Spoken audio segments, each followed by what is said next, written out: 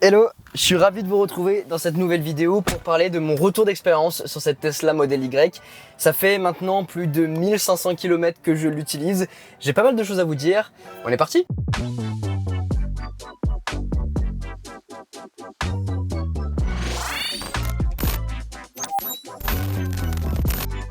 D'abord, on boucle la ceinture, on met le profil Quentin. Ça, c'est vraiment très chouette quand on a plusieurs personnes qui conduisent. Et après, on est parti. La fluidité de conduite, c'est un truc incroyable. Je pense que c'est ça le premier aspect que j'adore sur cette voiture, en plus du fait que ça soit une voiture qui soit évolutive. Je peux déjà vous faire un premier retour parce que y a un truc qui s'appelle l'aide au stationnement qui a été intégré il y a peu de mises à jour. En fait, ça vous permet, lorsqu'on a l'écran de contrôle, d'avoir les petits bip bip bip et de savoir on est à combien de mètres d'un trottoir, d'un mur, etc. C'est une mise à jour que je n'ai pas eu, moi, j'ai pas eu cette petite option. Donc bizarre, j'en parle à Clément, à qui je fais un gros coucou. Clément qui travaille chez Tesla. Ah tiens, une petite Ford Mustang Mach-E. Clément qui travaille chez Tesla, à qui je lui ai fait mon retour d'expérience et je lui ai dit c'est bizarre parce que tout le monde parle de cette fonctionnalité comme étant une nouveauté majeure sur la Tesla Model Y, mais bizarre, je l'ai pas. Donc il me dit ok, je regarde. Là-dessus, il m'envoie une mise à jour. Incroyable. Donc cette mise à jour, l'aide au stationnement est bien intégrée, mais bizarre, il y avait encore un petit panneau disant que alors j'avais bien les petites rainures sur le côté. Bon, je vais pas taper un trottoir exprès, mais on le voit juste ici, qui dit ok, vous vous rapprochez de plus en plus d'un obstacle. En revanche, j'avais pas la distance précise. J'envoie une demande d'entretien ou un truc comme ça chez Tesla directement sur l'application sous forme de message. Donc tu t'envoies un message, t'envoies des petites photos que tu as pu prendre et tu leur transmets. Et là, en 24 heures, ils m'ont envoyé une mise à jour, un correctif de bug qui a été installé directement sur la voiture. Tout ça à distance. Sur l'application, j'ai reçu une petite notification. J'ai cliqué dessus, me demandant de faire la mise à jour. J'ai fait la mise à jour. Je suis monté dans la voiture et le problème était résolu. C'est incroyable. C'est en ça que je vous dis que c'est une voiture évolutive. C'est que quasiment toutes les semaines, on a des petites mises à jour par-ci par-là. Et c'est juste incroyable d'acheter une voiture qui n'est pas obsolète sur le marché. On est sûr qu'on va toujours avoir une mise à jour, on est sûr qu'on va toujours avoir des nouveautés par-ci par-là.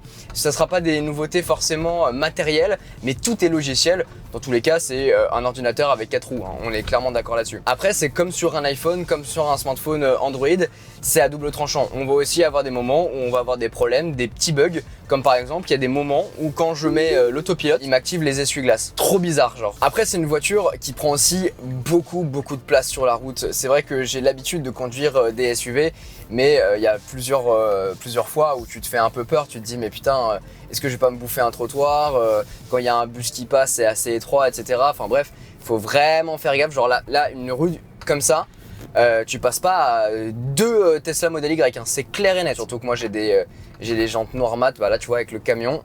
Ah là, super mon ref, merci beaucoup, c'est gentil. Merci. Faut faire vraiment gaffe, surtout avec des jantes noires. Ça nous est déjà arrivé de bouffer une jante, hein, voilà. C'est les risques de prendre une voiture comme ça. Faut vivre avec.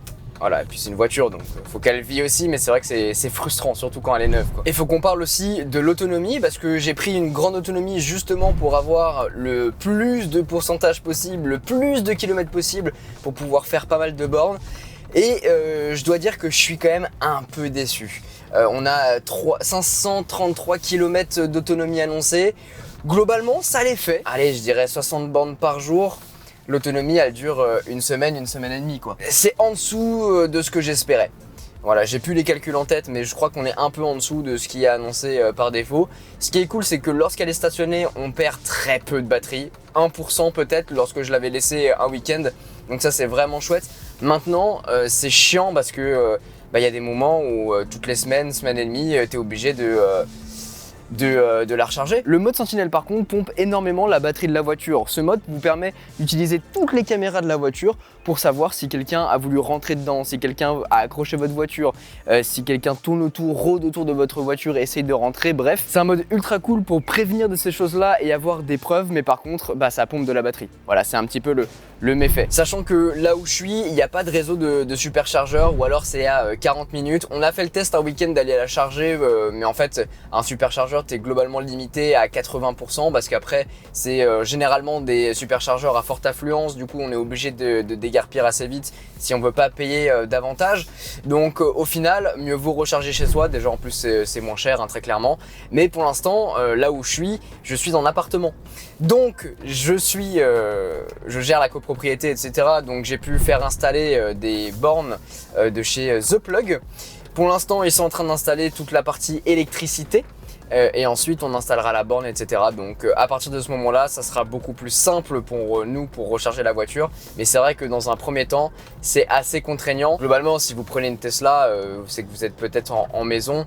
Mais en appartement, si vous n'avez pas fait installer de prise dans votre parking souterrain ou parking de manière générale, c'est chiant parce que même s'il y a des petites bornes en ville, en général ça coûte une blinde de fou. Donc on peut pas se reposer là-dessus. Après pour les grands trajets, il n'y a aucun problème. Il y a des superchargeurs partout et puis c'est tellement facile avec le planificateur. Il manque juste vraiment le fait de dire je veux arriver à ma destination avec tant de pourcents. Parce que pour l'instant, il ne le prend pas en compte. C'est à nous d'ajuster lorsqu'on est au superchargeur, de dire ok, bah, je vais rester 5-10 minutes de plus pour être sûr d'arriver sur place avec tant de pourcents. Si vous n'avez pas de quoi recharger sur place, lorsque vous vous déplacez dans un hôtel ou des choses comme ça, c'est aussi quelque chose à prendre en compte. Mais sinon, le planificateur est top. On peut s'y fier sans aucun problème. Généralement, j'arrive avec 3 à 5% de moins que ce qui est annoncé. Donc j'arrive maintenant à m'y faire, à savoir, à jauger un peu quand est-ce qu'il faut que j'y aille, quand est-ce que j'ai un peu plus de laps de temps. Et sinon, joli R8. Très très joli. Bon là voilà, par exemple, il y a une voiture qui s'est arrêtée devant moi. J'ai largement le temps de m'arrêter. Et pourtant, il me fait le bruit. Même si j'ai activé le mode Joe pour éviter que ça soit trop bruyant. Mais parfois c'est un peu chiant, faut peut-être que j'ajuste ça dans les paramètres. Cet écran d'ailleurs est super chouette. Mettez un film de protection immédiatement parce que sinon ça prend beaucoup trop les traces de doigts. Mais au-delà de ça, c'est intuitif. C'est super bien foutu, les paramètres on s'y habitue super vite. Au début j'avais un peu peur de ce petit panneau là au niveau de la climatisation parce que c'est vrai qu'il faut s'y faire lorsqu'on conduit. C'est parfois pas évident de prendre la main sur le volant, ensuite aller jouer avec la climatisation, aller jouer avec le chauffage. En fait on s'y habitue très très vite à partir du moment où on a commencé à l'utiliser pendant 5-10 fois. Tout est une question d'entraînement, de pratique et d'habitude. Après, Tesla Model Y, pourquoi on est parti sur cette voiture plutôt qu'un Model 3 ou plutôt qu'attendre la peut-être nouvelle version de la Model 3? Tout simplement parce qu'on avait besoin de place. On avait besoin de place notamment parce qu'on part avec notre chien, on part avec souvent on est chargé quand on se déplace. Le coffre est gigantesque, ça c'est génial. En général on charge même que l'arrière tellement on a de place. Mais on n'a jamais utilisé le coffre avant pour l'instant. Donc on a beaucoup de place à l'intérieur, c'est génial. Et puis même en tant que conducteur passager à l'arrière, c'est une voiture qui est très spacieuse. Le problème, je vous en parlais, c'est sur les routes françaises, c'est un peu étroit. Mais au-delà de ça, à l'intérieur, c'est juste un pur bonheur. Donc voilà, ça c'est quelque chose à prendre en compte, c'est ce qu'on voulait. Après, ça correspondra pas forcément à tout le monde. Moi j'aimais bien le côté sportif et berline de la Model 3, mais ça correspondait pas au projet familial entre guillemets qu'on mettra en place sûrement un moment. Et le fait que ça soit pas un coffre à haillons, c'est relou. Donc on a préféré partir là-dessus et le coffre est très bien, enfin tout est chouette en fait là-dedans. Et puis même esthétiquement parlant, je trouve que c'est vraiment une voiture très très réussie.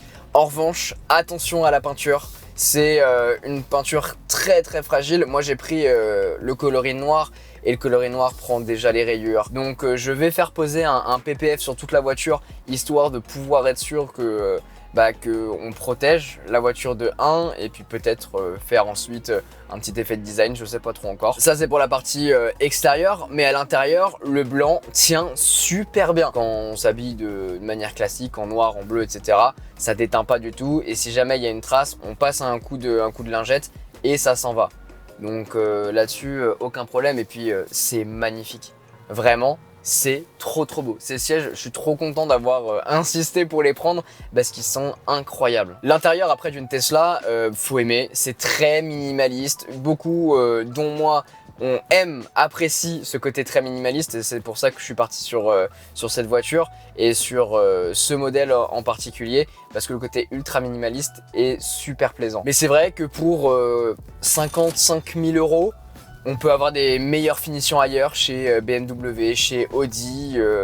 Donc voilà, c'est un parti pris, faut le vouloir, faut aimer. Si vous aimez, foncez. Parce que c'est top. J'ai également suivi vos retours sur ma vidéo parlant des accessoires que j'utilise sur ma Tesla Model Y. J'ai enlevé l'ancienne pédale de freinage et j'ai remplacé par la nouvelle et ça tient super bien et le résultat est trop stylé et effectivement ça évite de forcer comme un bourrin, pas besoin de le réchauffer ou quoi, il faut juste enlever la pédale en plastique pour mettre celle-ci. Donc ça fonctionne très bien et j'ai aussi mis des tapis pluie à l'avant et à l'arrière. Et bah écoutez, j'adore le rendu, je trouve ça trop stylé et puis surtout c'est un effet pratique. Déjà moi avec mon chien ça évite de mettre trop de poils partout et en plus de ça, si jamais il y a des temps pluvieux, ça vous évite de salir les tapis classiques. Donc voilà, de petits trucs en plus à ajouter. Voilà, en tout cas, je pense vous avoir partagé le plus gros de ce petit retour d'expérience après 1500 km parcourus avec cette Tesla Model Y. Il y a des défauts, il y a des avantages de cette voiture, de passer aussi au vert à l'électrique, mais je suis très content de l'avoir fait et surtout, il y a plein de choses qu'on peut faire avec malgré tout et cette série de vidéos continue pour aller toujours plus loin et vous partager toujours plus d'astuces.